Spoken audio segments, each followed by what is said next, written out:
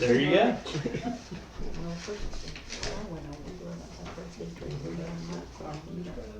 We have a split class today, so I'll try to look both directions to keep their attention. I don't know whether at the end of last week we said, think of the things that we do.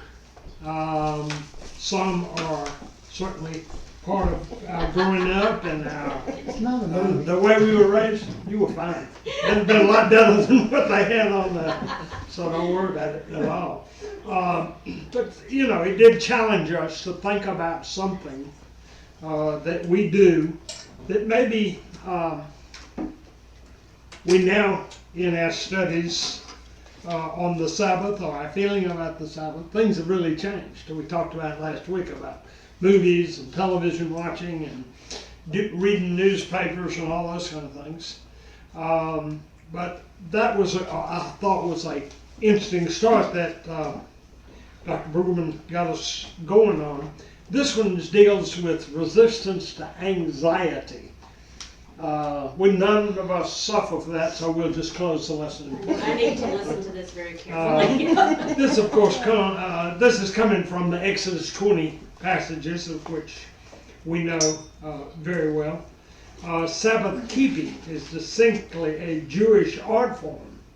However, a practice and a discipline that has long preoccupied Christians who have responded to the core requirements of God of Covenant. Unfortunately, the U.S. side is largely out of misunderstanding, probably they'd say through Puritan heritage, got as preoccupied maybe as we are now. Sabbath has gotten enmeshed in legalism, moralism, blue laws, self-denying practices, and that contradict the freedom-bestowing intention of the Sabbath. So what Brigham telling us is what we talked about last week. Some of that resistance was things that we built up, that we continued to think about, and we kept adding something else to it. But basically says we need to stop and go back and look at Mount Sinai and at other places like that. So I thought that was is a good way to start. But let's open with prayer first, and then we'll go from there. God of the covenant, we come before you carrying the weight of anxieties we often find difficult to cast aside. In a world of many competing priorities that leave us restless, unsatisfied, we yearn for Sabbath rest. Blow your freeing winds of your spirit on us. Help us resist the gods of our culture, little g, of course. In the name of Jesus Christ, amen.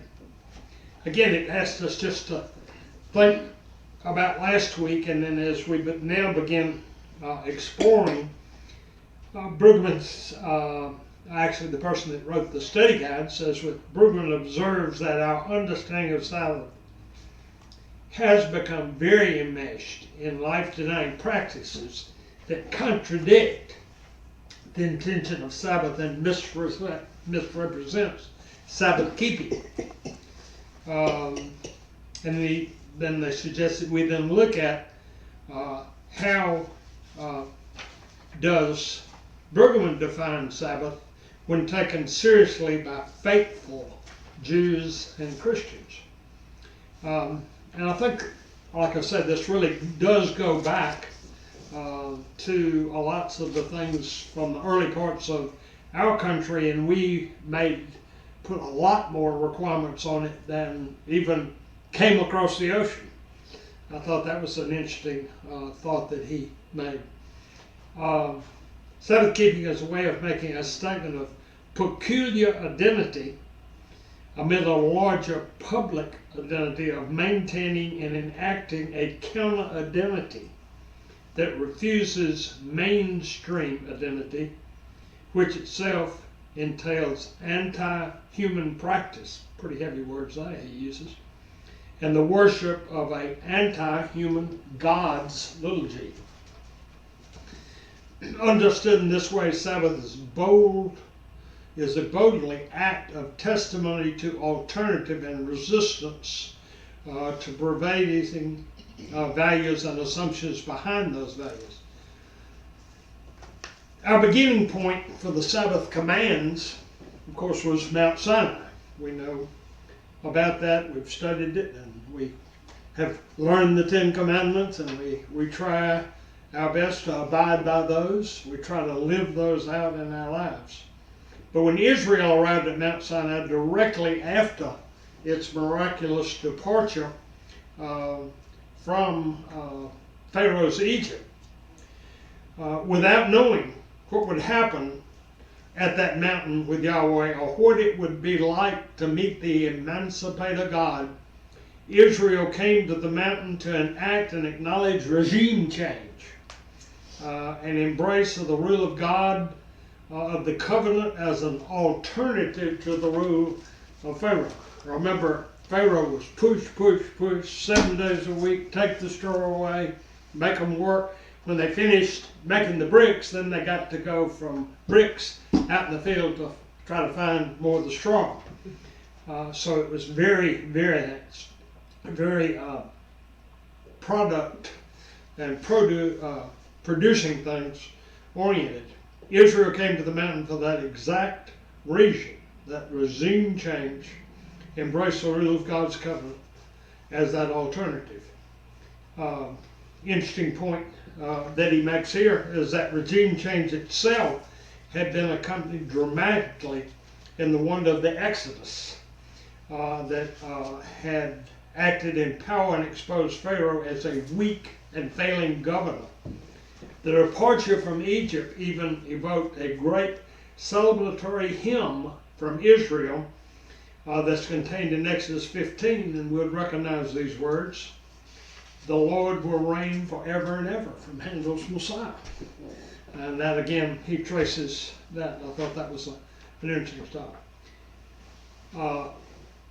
Israel embraced some sort of a new governance. No longer were they under that hard pressure, that daily. Can you imagine? Unfortunately, it's probably what some of our ancestors did with their help that they brought over. And that is still haunting us today, I think. They wanted that new rule of governance that would enact the will and purpose of their new governor, the governor of the world, namely Yahweh.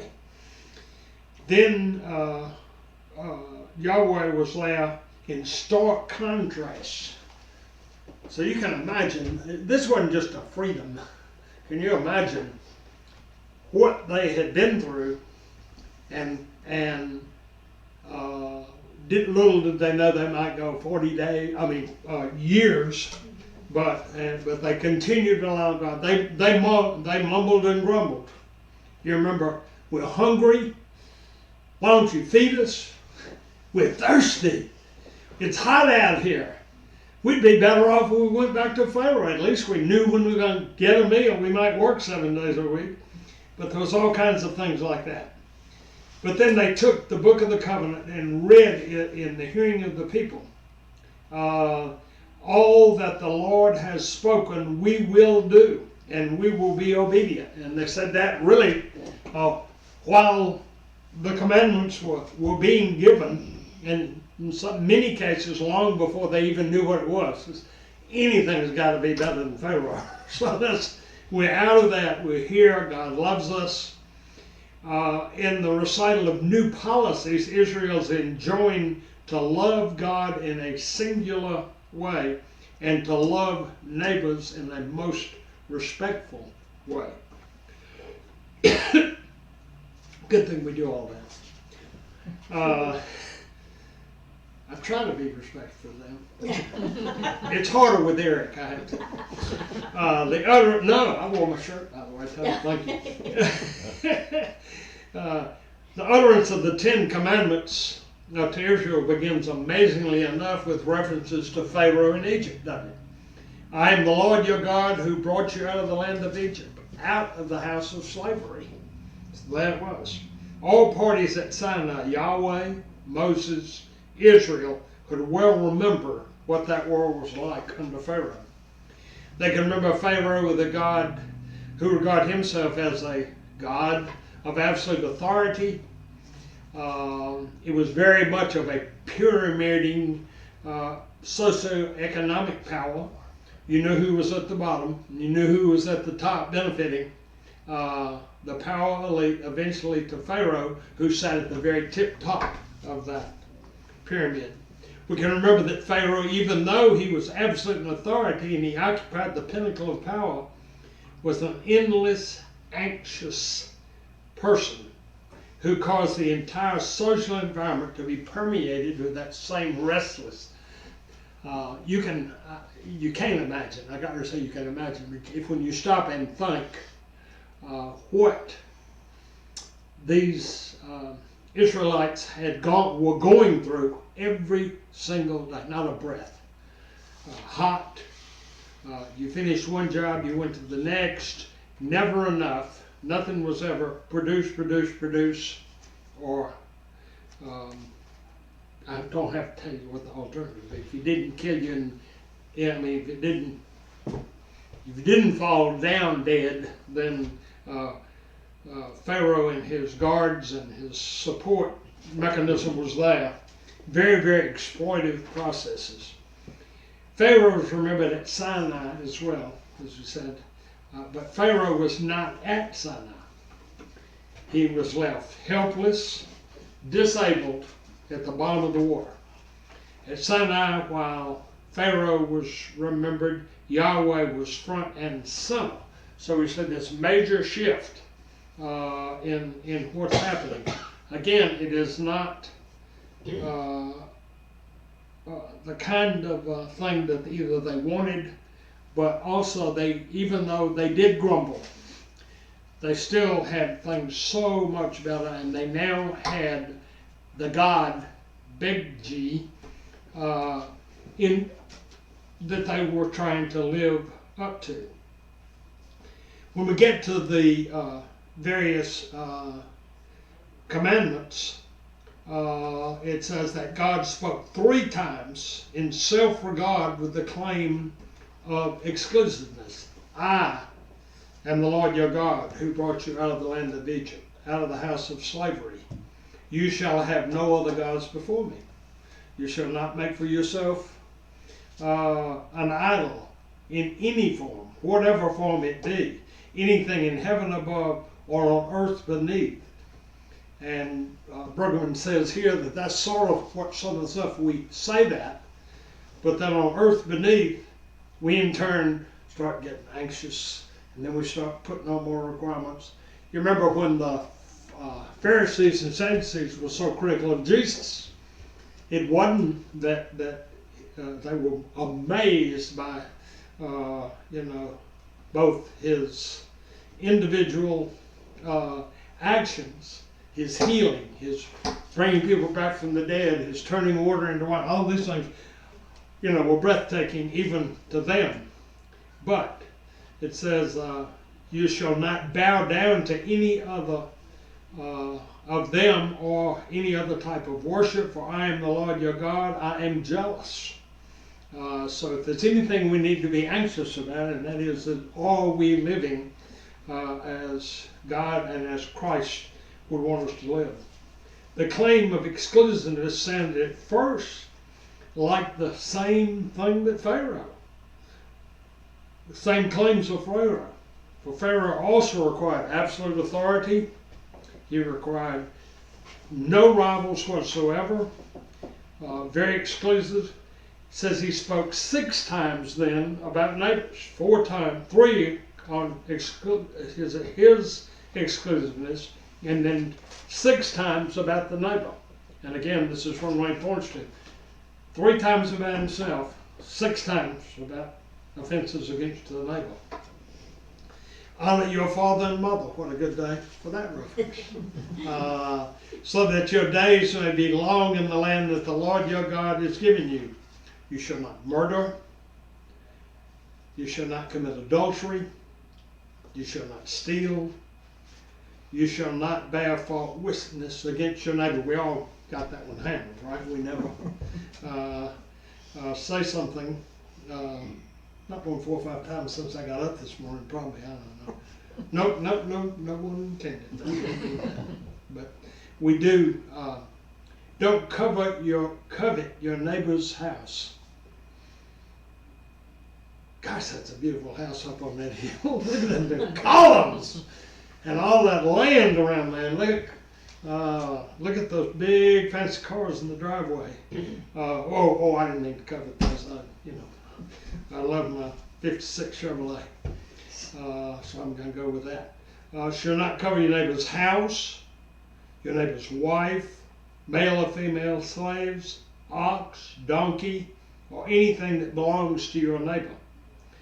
I think we are, in that case, I couldn't help but think about some of the things we're hearing now where with the floods and with the crops getting just over, flooded and that kind of thing, how the farmers are going to each other. And you remember, and it made me also think about, remember the house raisings, where somebody needed a new house, their family expanded, or they moved into the area to establish a farm or something like that, and a matter of days, the house was up because everybody stopped and came in and helped do that. So there are always, I think, that we do great things. I know when Jonah and I were at the Anderson Church with a good friend of ours, a neighbor who was a retired contractor after having been a plant manager for Owens Corning and all that. Then he becomes a contractor and becomes one of the ones that people in Anderson really were after. He came and headed this, but in 1 week, we took a Habitat house from ground zero.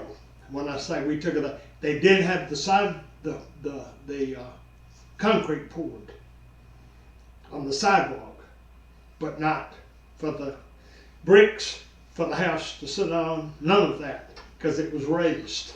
And in 1 week, through either contractors that he knew, whose crews finished what they were doing, then came over. We had like 3 shifts. One was an 8 to 12, or 12 to 4, and then 4 till. Electricians, plumbers that were members of the church or new friends would bring crews in to help. But it was amazing that we started it on a Monday morning. The following Sunday afternoon at 3 o'clock, we handed the keys to that family. But there was a big group. A lot of us, took a week off of vacations and did that. So there are ways that we do help neighbors, and we see things in our community that need helping. So, I think we do a great job with that when we stop to think about it. The terse summary was quite unlike any decree from Pharaoh because it included the neighbor. Again, the emphasis here on God talks about himself in the initial commandments, but it's the 6 at the end that really do that. And it said that was something that was new, because certainly there was no such thing as neighbors or neighborhoods, when they were in Egypt. All you did is just go, go, go, go, go. So what they use this, I've never heard that phrase, but it says they use the social calculus and the dares to imagine the maintenance of the neighborly community. They have to really get their heads around that. Moses spoke more about the most vulnerable of the neighbors, who received attentive consideration and protection from the Lord in this very covenant that he had given. You shall not wrong or oppress the resident alien, for you were an alien in the land of Egypt. You shall not abuse the widow or the orphan. You shall not abuse them when they cry out to me. I would surely heed their cry. My wrath will burn, and I will kill you with the sword, and your wives shall be widows, and your children orphans. That again is coming out of Exodus 22, 21 through 24. If you lend money to my people, to the poor among you, you shall not deal with them as a creditor. You shall not exact interest from them. If you take your neighbor's cloak in pawn, you shall restore it before the sun goes down. Otherwise there will be a cold during the night. You shall not oppress the resident alien. You know the heart of an alien, for you were indeed an alien in the hands of Egypt. But that posed a deep question of those fresh from Egypt. How does one regard a neighbor seriously when one has imbibed the profound anxiety of the Egyptian system? If one is a slave, one has anxiety about the brick quota. If one's working for Pharaoh, he's anxious about the food monopoly. If he's anxious about Pharaoh and slaves conclude the common enterprise made I'll get one of those long words in my tongue slow. Neighborliness impossible. To that issue, Yahweh spoke one more time from the fiery mountain and placed this utterance exactly between the exclusivity of Yahweh and the production of the neighbor. Remember the Sabbath day. Keep it holy. 6 days you shall labor and do all your work, but the seventh day is the Sabbath of the Lord your God. You shall not work, you or your son or your daughter or your male or female slaves, your livestock, your alien residents in your town. In 6 days God made heaven and earth, the sea and all that is in it. And on the seventh day he rested and consecrated that day. He uses a funny phrase here. He says so God uses most of his airtime on the mountain on the Sabbath command. It says God uses most airtime. Thought that was an interesting phrase there. The divine utterance must have come as a real shock to those people listening to it. I think if we, I guess the only thing we can associate with is somebody that's been imprisoned or has been trapped, just almost a non-existent neighborhood or town or city is fighting internally, not out, fighting internally just to survive. Divine utterance must come as a shock to those listening Israelites. That's all they knew. I mean, you almost wanted to keep your eyes closed for one more minute because you knew if you got up, it would be 23 hours and 45 minutes before you would get to lay down again. There had been no Sabbath in Egypt, no work stoppage for Pharaoh, who worked day and night to stay atop that pyramid. And now Yahweh nullifies that entire system of anxious production. The limit is set by the weekly work pause that breaks the production cycle. And those who participate in it break the anxiety cycle. I gotta get this done. Gotta get that done. I wonder what I'm gonna do about this. I wonder if I'm gonna afford to do that. Oh gosh, I wonder what's going on with my children. What's happening in a neighborhood that I could do something about. He actually continues to make us aware. Perhaps someone would ask for the basis of work stoppage that contradicts the core enterprise of the economic rat race. Yahweh at the mountain anticipates that question, and then he gives an answer. For 6 days the Lord made heaven and earth, the sea, and all that was in them. That was probably a pretty good 6 days' work. And then he rested on the seventh day and consecrated it.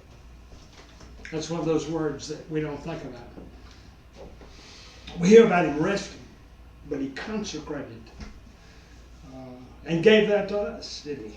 Those 6 days that he spent. He rested. He enjoyed a work stoppage.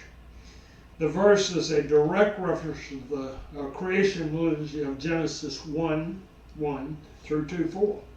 In that well-known liturgical recital, the world begins in chaos, doesn't it? It was formless and void. The narrative account reviews the steady pace of God's creation. All the activity, the creative activity in taming and ordering the chaos, making a viable life for the world possible. The verse articulates the way in which God ordered the world to be fruitful, to be generative, and in a way in which God substantiated the power of blessing in the intrinsic ordering of creation. And the congregation responds, it is good. And then the recital of the repeated formula, it is good. It is good that order defeats chaos. It's good that the world is ordered for fruitfulness. It is very good that creation bears the life-giving power of the Creator. And then reported as the culmination of the liturgical recital, God rests. God rested on the 7th day. God did not show up to work that day.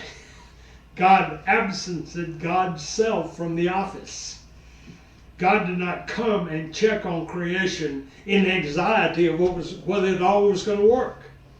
God was completely confident in the fruit-bearing, blessing-generating processing of creation, and that he had instituted. God exhibits no anxiety about the life-giving capacity of creation. That gives us real assurance when you hear those kinds of words, doesn't it? God knows that the world will hold, the plants will perform, the birds and the fish and the beast in the field will prosper. Humankind will govern the earth in a generative way. All will be well, and all manner of things will be well. Israel, in its song, voices complete confidence in the food-producing, life-assuring potential on earth. This is in Psalms 104 and in 145. These all look to you to give them their food in due season. When you give it to them, they gather it up. When you open your hand, they are filled with good things. That's Psalm 104. In 145, the eyes of all look to you, and you give them the food in due season. You open your hand, you satisfy the desire of every living thing. He makes, again, a pretty short summary of that, and when he says God was not a workaholic. God was not a Pharaoh. God does not keep jacking up the production schedule. To the contrary, God rests, confident, serene, at peace. God's rest, moreover, bestows on creatureliness a restfulness, that contradicts the drivingness of the system of Pharaoh. Moses at Sinai says the new post-Pharaoh community of faith, remember the Sabbath, and repeats that. Rest as do the Creator God, and while you rest, be sure that your neighbor rests alongside you. Indeed, sponsor a system of rest that contradicts the system of anxiety of Pharaoh, because you are no longer subject to that anxiety system. Create restfulness with theological rootage, political viability, economic significance for all the domain of that covenant. Those who live by that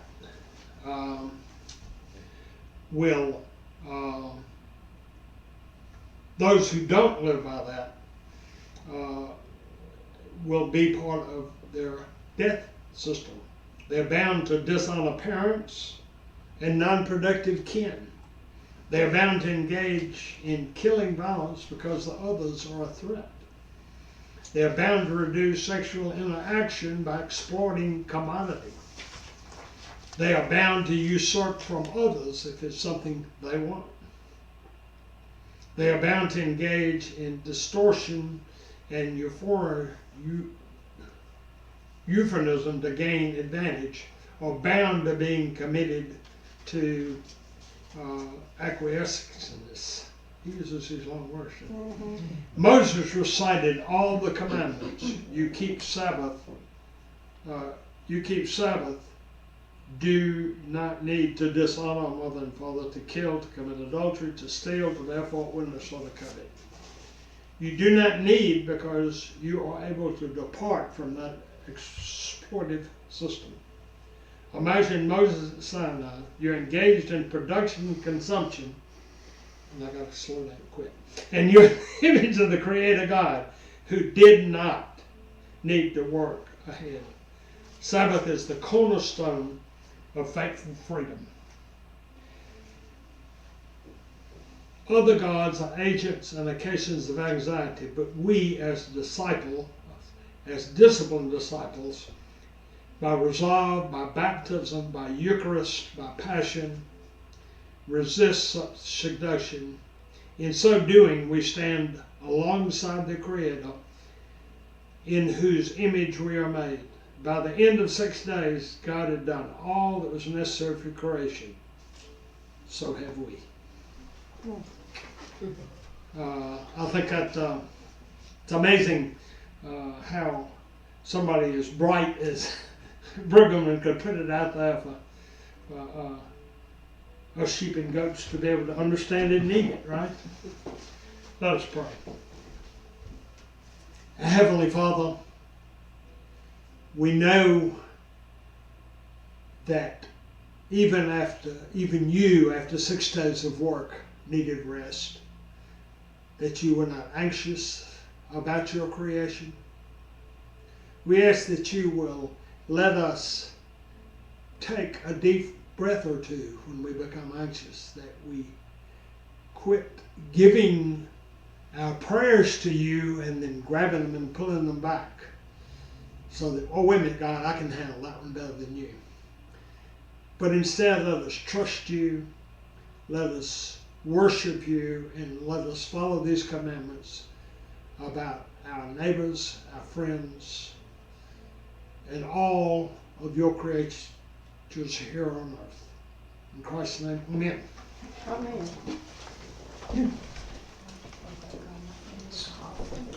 I don't want y'all to be anxious, but next week we'll be resistant to coercion. I need to say thank you. Oh, you're welcome. Oh, gosh. And then She did like it, exclusivism. she doesn't- And then multitasking. Early last week, I brought in certain because I have to give the cats my body. Yeah. So I fed them and I do it when you turn. She's slow moving in the Not morning. my wake up time. Just look up at you. Yeah, so Yeah, she was yeah. slow to get up.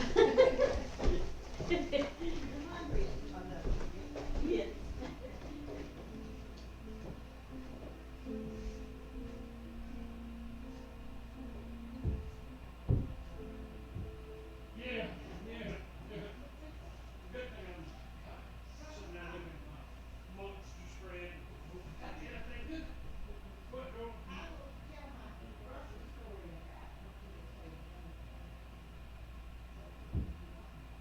Sure.